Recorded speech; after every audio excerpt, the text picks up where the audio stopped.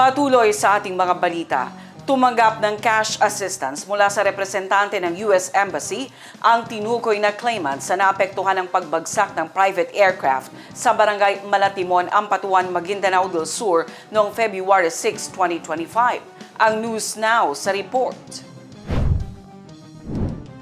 Nagharap ang mga representante mula sa US Embassy at si Barangay Malatimon, Ampatuan, Maguindanao del Sur Chairman Sherad Malang araw ng Lunes, December 8, kasama si Brigadier General Edgar Cato, Commander ng 601st Brigade, upang pangasiwaan ang pamamahagi ng cash assistance sa mga apektadong residente sa lugar na naapektuhan sa pagbagsak ng isang private aircraft sa lugar buwan ng Pebrero ngayong taon. Isinagawa ang turnover ng cash assistance sa headquarters ng 601st Brigade sa Barangay Kamasi, Ampatuan, Maguindanao del Sur.